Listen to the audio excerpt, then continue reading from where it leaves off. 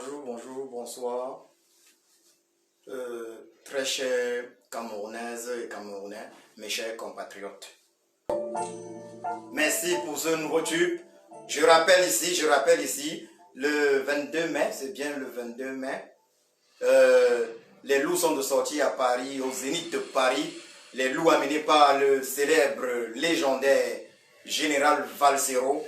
Nous devons tous être présents en mai, oui, à Paris, au Zénith. Oui, personne ne doit manquer cette occasion exceptionnelle de voir la sortie des loups. Les loups amenés par le chef, voilà, donc par le king général Valsero. Merci à tous ceux qui sont connectés, je vous salue tous et par anticipation, je vous souhaite une bonne et heureuse année 2021. Il faut le dire très clairement, l'année 2020 n'a pas été l'année la plus facile. Voilà, ça n'a pas été l'année la plus facile. C'est une année qui a été particulière, oui, comme 2020, 22 fois. On s'y attendait, elle était particulière. Et on va commencer par le virus corona qui est apparu. Quelque chose d'extraordinaire, du jamais vu.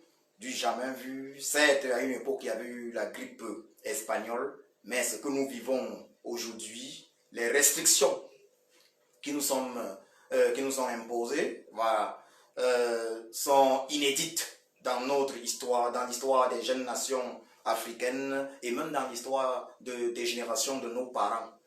Voilà. Donc, c'est quelque chose d'incroyable, mais les êtres humains ont toujours la capacité de vaincre le mal, quel qu'il soit. Et effectivement, le Covid-19 va être vaincu. Il y a eu des choses intéressantes, très intéressantes même. On a constaté, par exemple, que le président élu du Cameroun, qui a un discours tout à l'heure, il faut le souligner, qui a un discours tout à l'heure à 20h00, heure du Cameroun, donc heure de Yaoundé, heure de Douala, heure de Paris. Voilà, donc le président élu du Cameroun, son excellence Kamto Maurice alias le Sage, nous a démontré qu'il n'est pas possible d'avoir des élections au Cameroun sans la réforme du système électoral camerounais, sans une réforme consensuelle du système électoral camerounais. Cela s'est bien évidemment confirmé en début de ce mois de décembre avec les pseudo-élections, les élections dites régionales. On a constaté que certains vieillards du régime de Yaoundé se sont repositionnés. Une élection qui a été en fait une élection destinée à positionner les vieillards du régime de Yaoundé, les caciques du RDPC. Le président élu avait raison sur toute la ligne. Il est impératif que les Camerounais s'associent indépendamment de leur bord politique, afin de revendiquer cette réforme consensuelle et effective du système électoral.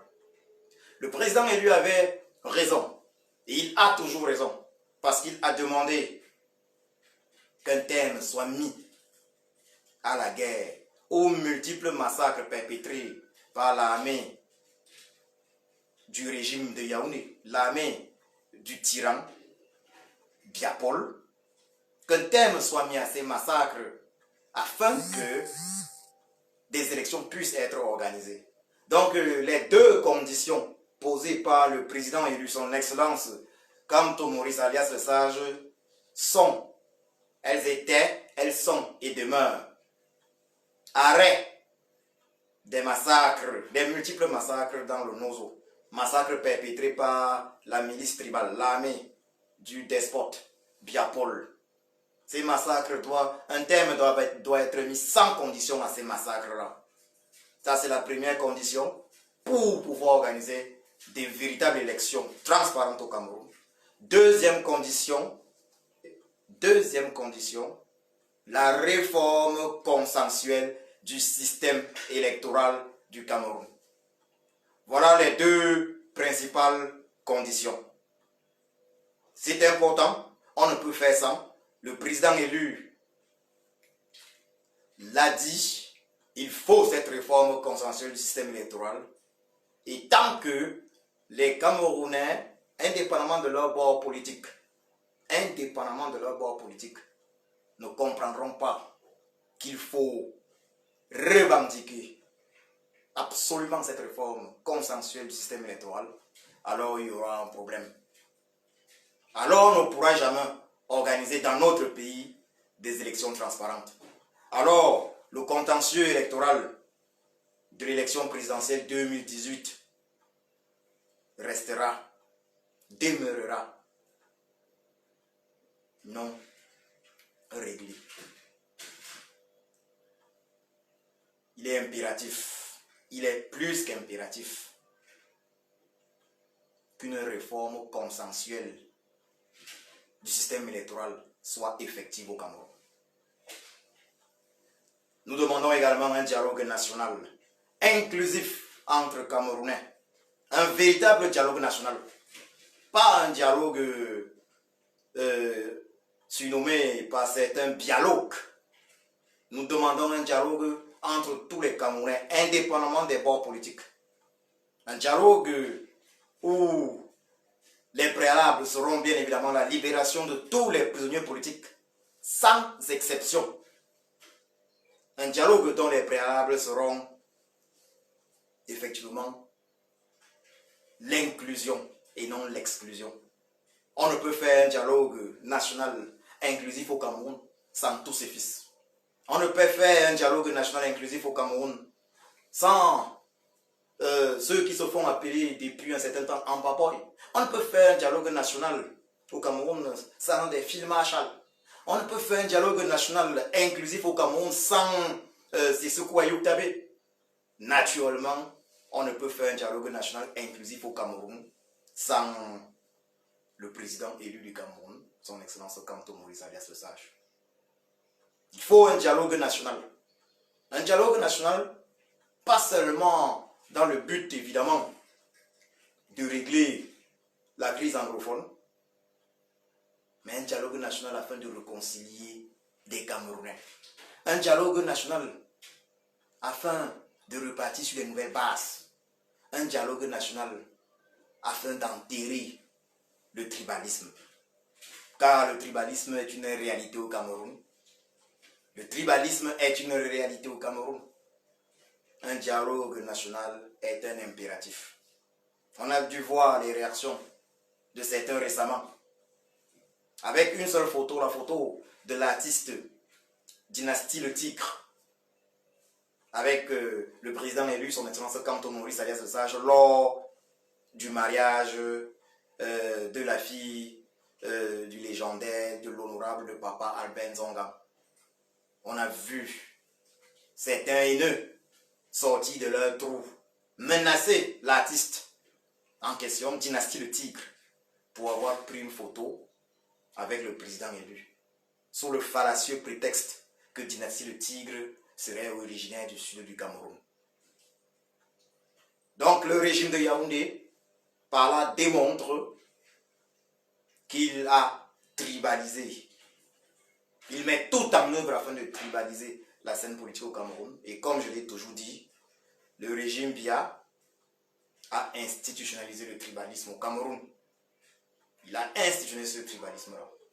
Il faut un dialogue national. Les Camerounais doivent se parler les yeux dans les yeux avec honnêteté, afin de pouvoir aller de l'avant.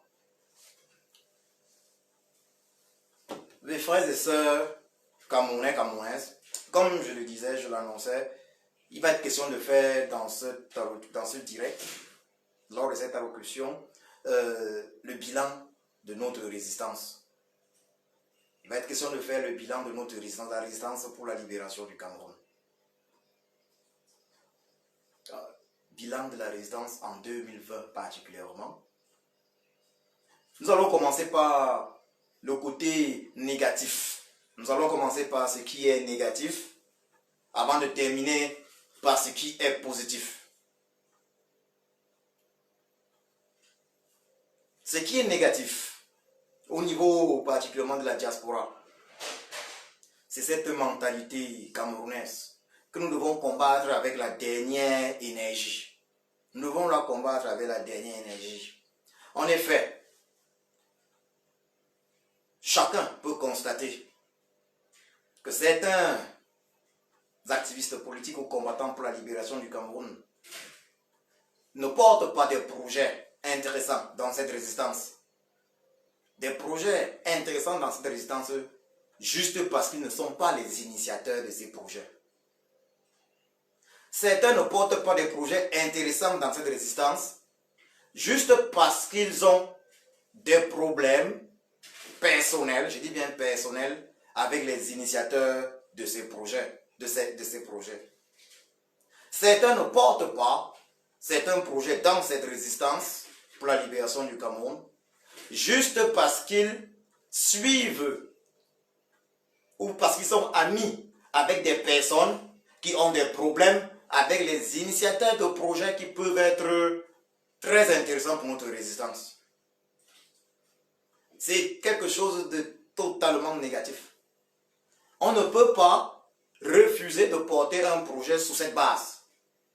On peut ne pas porter un projet parce qu'on est fatigué, parce qu'on n'a pas le temps, mais on ne peut pas décider de ne pas porter un projet par suivisme. Parce qu'on travaille dans un groupe de combat où le leader a un problème avec l'initiateur d'un projet, on décide de ne pas porter le projet, on décide de le saboter. La pire des choses, c'est de le saboter. On décide de saboter le projet. Juste parce qu'on n'a pas personnellement même un problème avec l'initiateur du projet, mais parce que peut-être le leader ou les leaders de notre groupe de combat ont un problème avec les initiateurs de ces projets ou bien voient cela d'un mauvais œil. Parce qu'il y a ce problème également où certains ne sont pas disposés à porter des projets dès lors que ces projets ne viennent pas d'eux. Je dis donc ceci aux activistes camerounais, activistes politiques camerounais, aux combattants pour la libération du Cameroun. Nous devons faire preuve de plus de sagesse, car le lion n'a pas encore été abattu. Nous n'avons pas encore la peau du lion. Nous n'avons pas encore la peau du tyran. Biabi Vondopol Barthélemy alias Satan.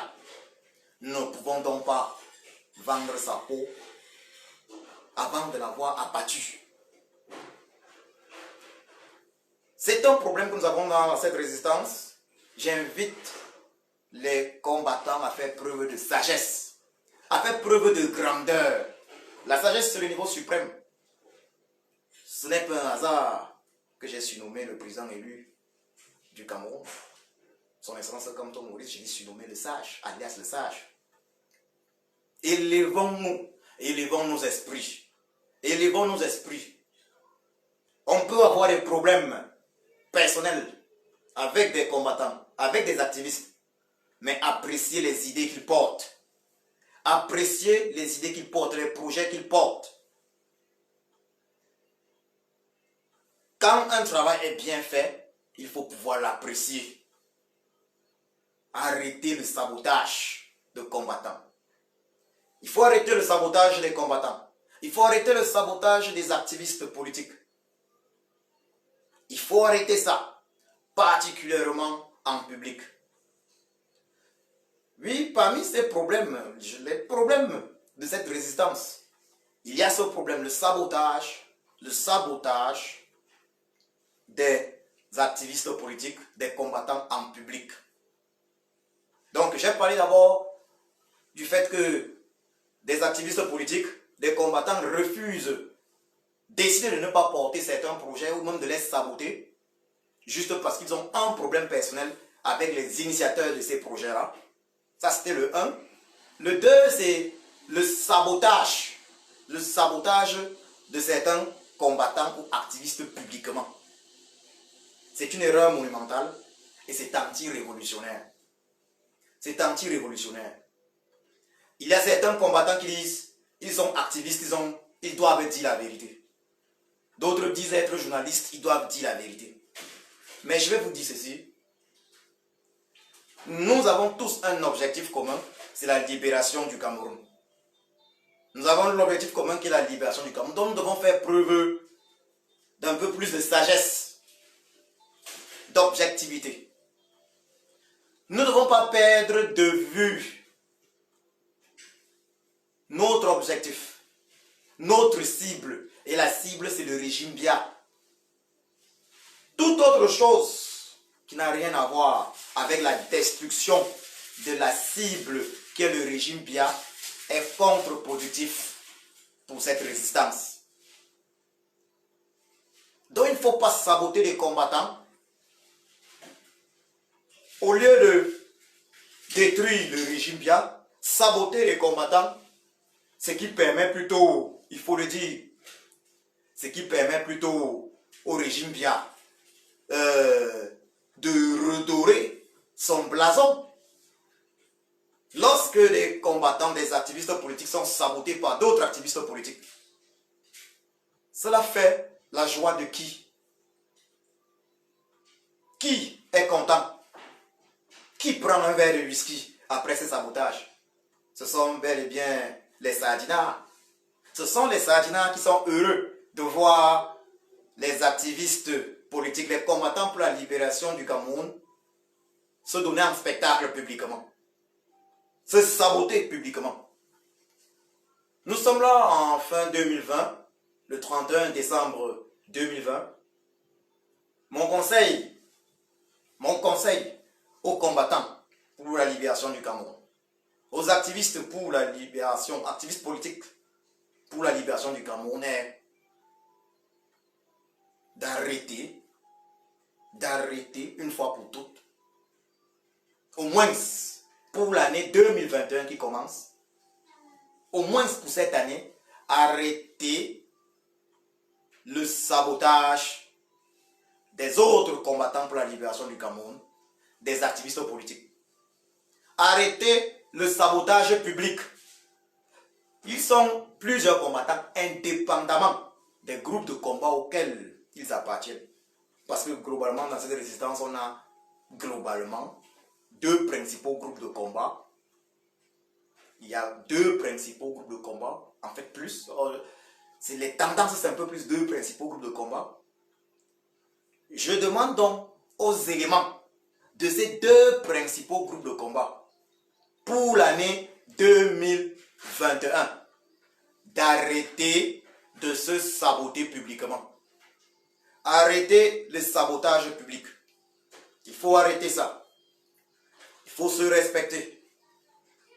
Arrêtons le sabotage public. On n'en a pas besoin. On n'en a pas besoin. Il y en a qui excellent dans des postes de sabotage. Il y en a qui excellent dans des vidéos de sabotage. Ça veut dire lorsqu'ils apparaissent en vidéo, c'est pour un sabotage. C'est pour ce qu'on appelle le japa. Au plaisir des sardinards, pour le plus grand plaisir des sardinards. Il y en a qui postent régulièrement dans ce sens. Il faut saboter tel combattant a engagé son projet, il faut le saboter. Non, je pense qu'il est plutôt question,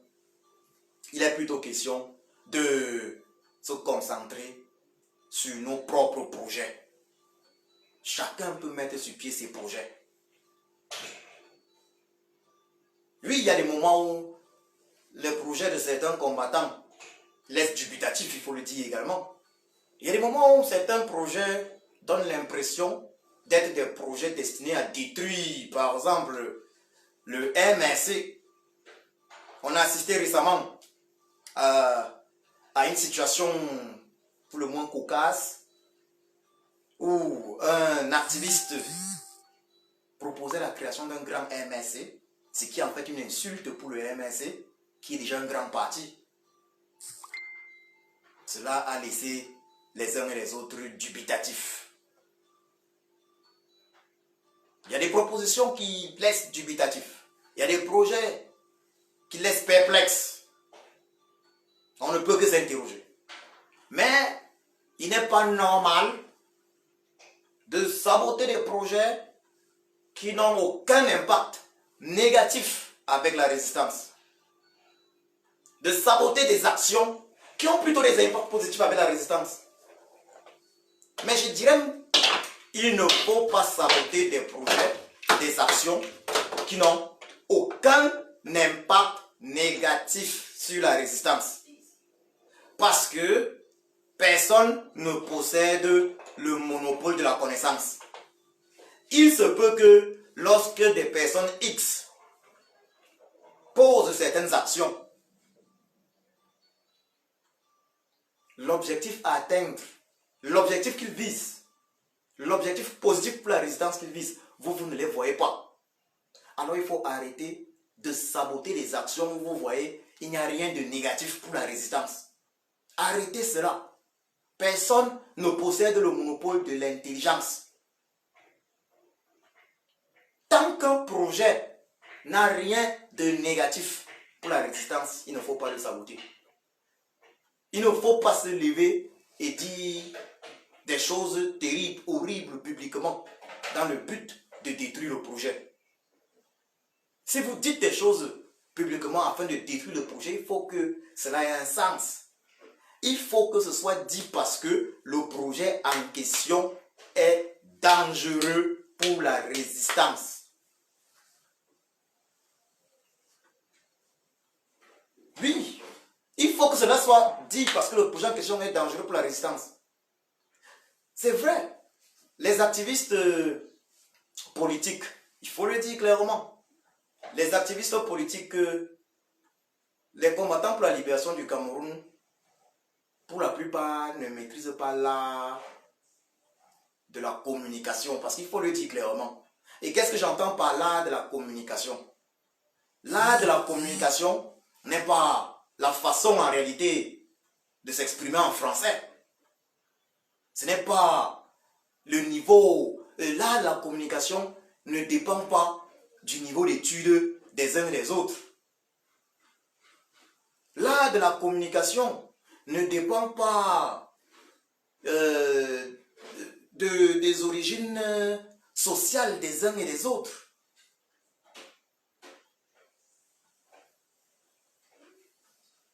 Mais l'art de la communication, c'est quelque chose que chacun peut apprendre. L'art de la communication, c'est quelque chose qui... c'est quelque chose qui soit s'apprend, soit ça vient de façon naturelle. On peut apprendre ça comme ça peut venir de façon naturelle. Et de quoi est-il question?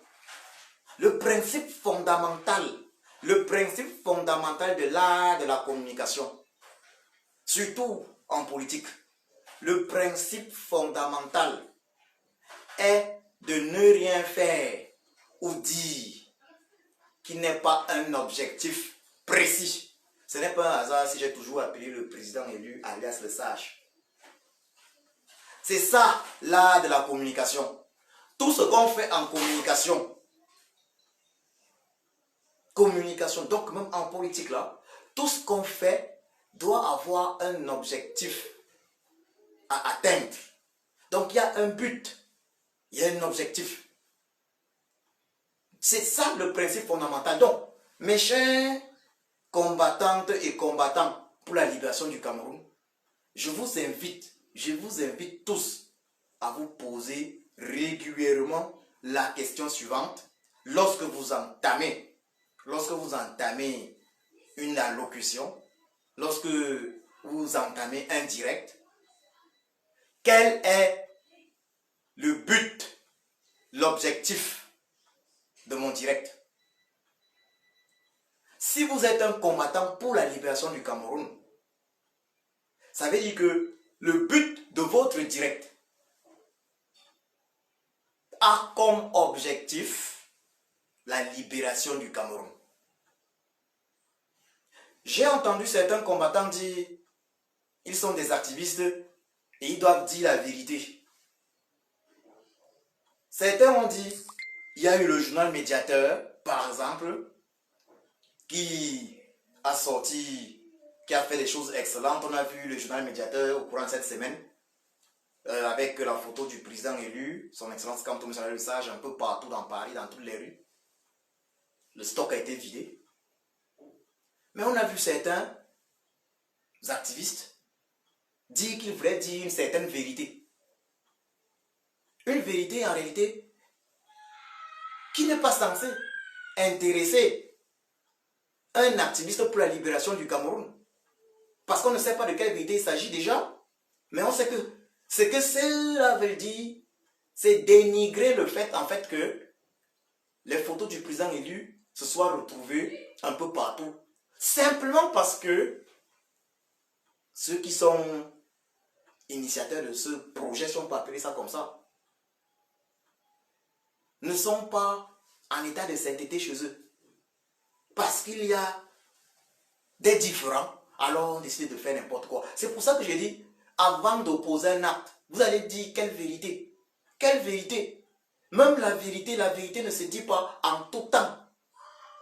Même pour dire une vérité, lorsqu'on mène un combat, lorsqu'on a un but à atteindre, on doit savoir quand la dire.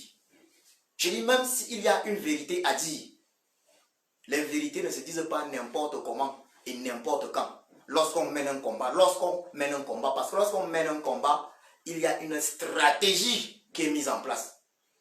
J'invite les uns et les autres à faire preuve de plus de sagesse et de clairvoyance. Il y a une stratégie qui est mise en place. On ne peut pas se lancer dans un direct et raconter n'importe quoi. On se présente d'abord comme un combattant pour la libération du Cameroun, comme une personne qui veut libérer notre pays, le Cameroun. Et on se met à raconter des choses contre-productives. On se met à raconter des choses qui nous éloignent de l'objectif qui est la libération de ce pays.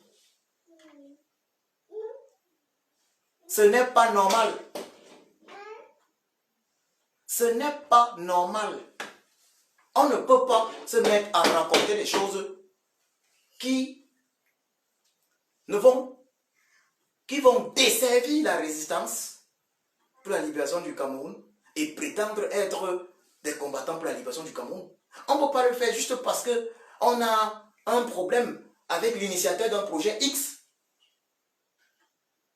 Et je le dis encore, s'il vous plaît,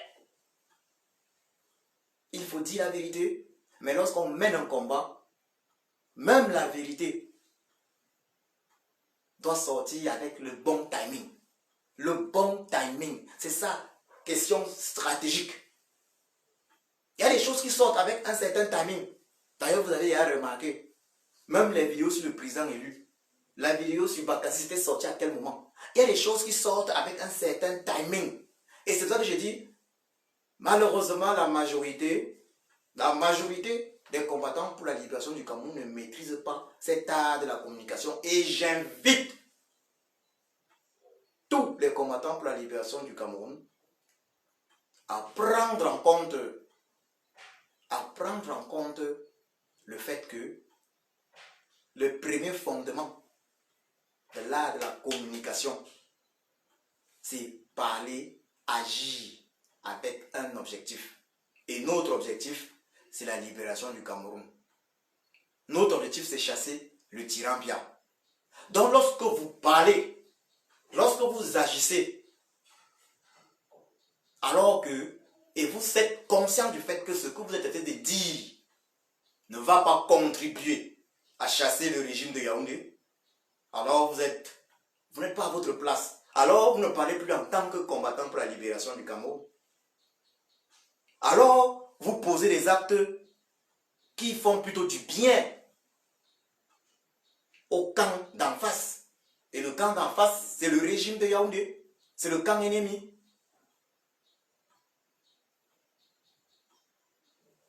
J'invite également les uns et les autres, les combattants pour la libération du Cameroun, à faire preuve de plus d'humanisme. J'invite les uns et les autres, à soutenir Winnie Savannah, qui demande les témoignages des uns et des autres pour le procès contre la garde rapprochée du régime Biya. Il faut le faire. J'invite les uns et les autres à le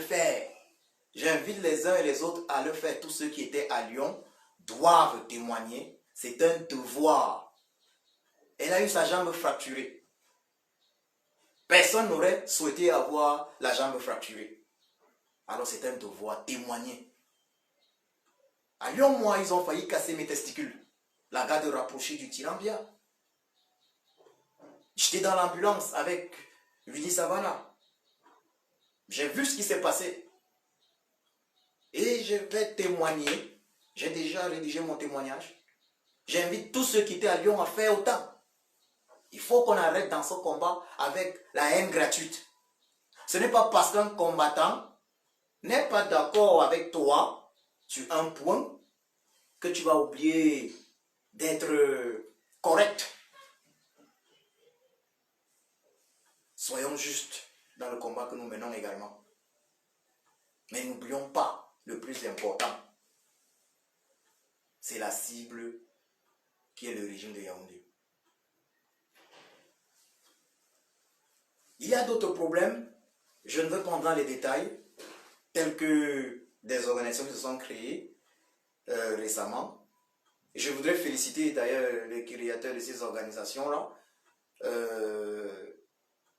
Collins Nana, initiateur de Together for Cameroon. Collins Nana avec ses collaborateurs, disons que son équipe. J'ai vu une vidéo où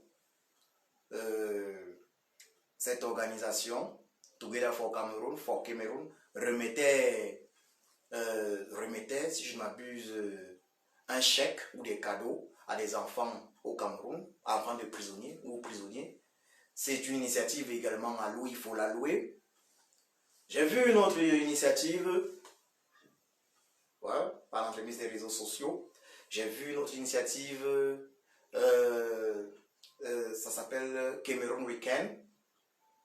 J'ai vu une vidéo de cette initiative, cette organisation au Cameroun également, où elle remettait effectivement des cadeaux de Noël, des jouets et autres choses pour les enfants des prisonniers politiques du Cameroun.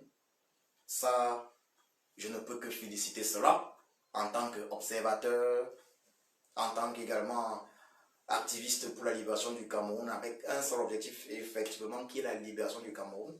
Je ne peux que féliciter tous les actes et gestes salutaires. Je demande donc aux uns et aux autres qui ont des différends à un niveau X ou Y à gérer ces différends dans les inbox. Gérer les différends dans les inbox. Et quand il n'est pas possible de gérer les différends en inbox, quand il devient impossible de gérer les différends en inbox, il faut archiver. Il faut archiver. Il y a ce qu'on appelle les archives de la résistance. Il y a un objectif à atteindre. Certaines choses sont archivées. Et lorsque cette résistance sera terminée, certaines choses pourront être désarchivées. C'est de ça qu'il est question. Le plus important maintenant, c'est poser les actes qui contribuent à déstabiliser le régime tyrannique et diabolique de Yaoundé.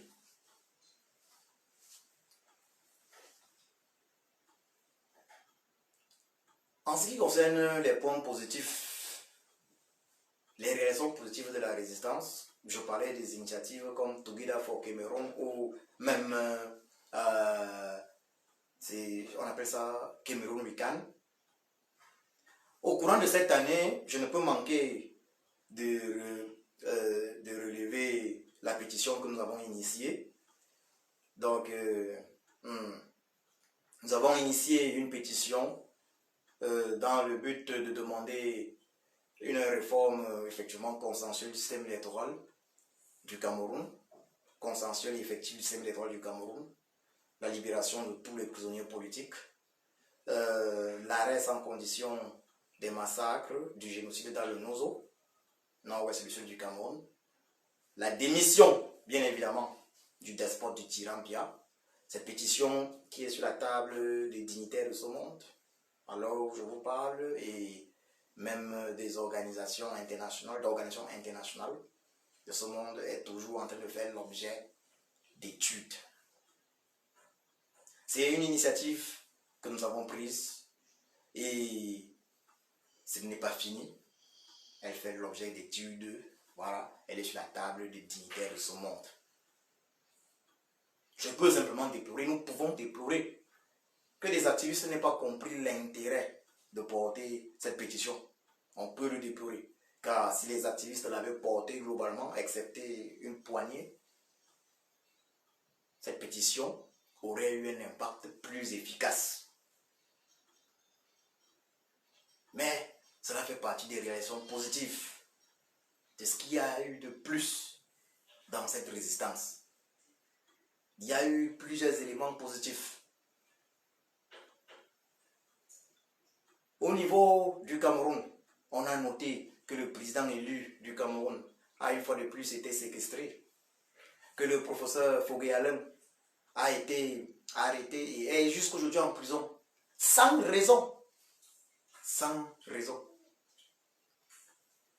Olivier Bibouni-Sak, une fois de plus, il a été arrêté, jusqu'aujourd'hui en prison à Koldengui, sans raison véritable. Sans raison. Les prisonniers politiques sont nombreux. Vous savez, le président élu n'a pas été séquestré tout seul, mais avec sa famille. Donc,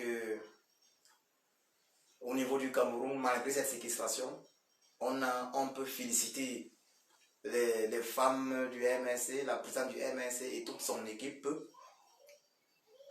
Oui, la présidente des femmes du MNC, la générale Miss Awassou Mispa, Baliste Awassou Mispa.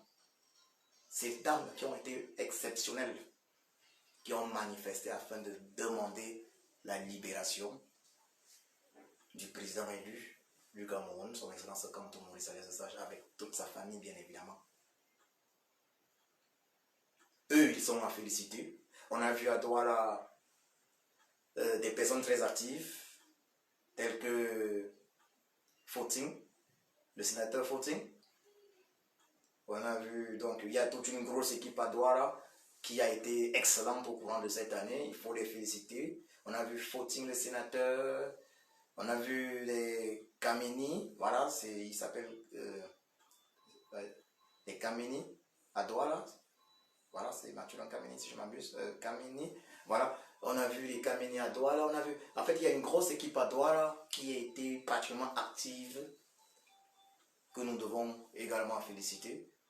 Il faut féliciter tous ceux qui ont été actifs. Je ne cite pas tous les noms. On peut se réjouir de revoir le général hors hiérarchie Serge Brankounana hors de prison et doublement motivé. Le général Eric Sioué sorti de prison, doublement motivé. Ça, on peut évidemment les remercier. On doit les remercier. On doit les remercier. Donc, un merci à tous ceux qui se battent afin que les choses avancent. Un grand merci. C'est positif. Le bilan est positif en fait. Donc, ce qui est positif est au-dessus de ce qui est négatif parce que la résistance ne s'est pas arrêtée. La résistance ne s'est pas arrêtée. La résistance continue. Le régime de Yaoundé est aux abois. Donc il faut le comprendre. La résistance ne s'est pas arrêtée. Parce qu'il n'est pas question de dire non, on arrête la résistance et on la continuera dans 2 ans, dans 3 ans, dans 5 ans, dans 10 ans. Non. C'est ça, la résistance, c'est résister et la résistance, c'est chaque jour. La résistance ne s'est pas arrêtée. Le lobbying a été phénoménal. Et tout ça va continuer au courant de l'année 2021. Le Covid-19 est venu ralentir la résistance, il faut le dire clairement. Le Covid-19 est venu ralentir la résistance, mais les choses vont changer en 2021. Mon message aux Camerounais qui ne sont pas encore membres de la résistance pour la libération du Cameroun, mon message à ceux-là qui hésitent, c'est la résistance pour la libération du Cameroun, c'est une espèce de tontine. Chacun se doit d'apporter sa contribution d'une manière ou d'une autre. Certains parmi vous estiment que les résistants ne font pas exactement ce qu'il faut. Nous invitons ceux-là à entrer dans la résistance. Venez, entrez dans la résistance. Entrez dans la résistance et apportez vos idées. Apportez vos méthodes de travail. La résistance pour la libération du Cameroun a besoin de tout le monde. C'est un train qui a été lancé par le président élu du Cameroun, son Excellence Kamto Maurice, alias Sage. Il a été mis en marche par le président élu du Cameroun. Ils sont nombreux qui étaient déjà au début dans ce train. Mais avec le temps, ils sont nombreux qui montent dans le train. Et il y en a également les mauvais grains qui sortent du train, ou d'autres sortent du train pour d'autres raisons, pas forcément par trahison, mais d'autres sortent du train pour d'autres raisons. Certains malheureusement sont décédés. Je voudrais encore rendre un hommage à Maître Sylvain Sante, paix à son âme. Certains malheureusement sont décédés. Certains sont sortis de ce train pour des raisons de trahison. Quelques-uns sont sortis pour des raisons de quelques-uns. Une minorité vraiment est sortie pour des raisons de trahison. D'aucuns sont sortis parce qu'ils voulaient prendre une pause, parce qu'ils sont fatigués. D'autres, voilà. Mais d'autres sont entrés. Ils sont plus nombreux qui entrent. Et on demande justement aux Camerounais de continuer de monter dans ce train. Continuez de monter dans ce train si vous voulez des routes au Cameroun. Si vous ne voulez plus vivre les fins d'année de suspense avec les accidents multiples sur nos routes comme celui de Dignimé qui, très récemment, il y a quelques jours, j'en profite là pour adresser mes condoléances aux familles des victimes de cet accident d'une 50aine de morts à Dignimé qui et souhaiter aux victimes leur souhaiter effectivement que leur âme repose en paix. Venez dans la résistance, entrez dans la résistance. Le train a les portes ouvertes pour tous. Ceux qui veulent entrer peuvent entrer. La destination, c'est la libération du Cameroun. Entrez, entrez, entrez. On ne sait pas quels sont ceux qui arriveront à destination, mais on sait que ce train arrivera à destination. Ce train arrivera à destination. Tel que voulu par le président élu du Cameroun, son Excellence Kamto Maurice Sage et ses plus proches collaborateurs. Je vous remercie tous de m'avoir écouté ce soir. Un grand merci. Une fois de plus, permettez-moi de vous souhaiter par anticipation une bonne et heureuse année 2021. Que l'année 2021 soit meilleure sur tous les plans que celle de 2020, que l'année difficile de 2020. Très chers sœurs et frères, Camerounaises, Camerounais, la victoire, notre victoire, la victoire du peuple camerounais n'est plus loin. Vive notre pays, le Cameroun.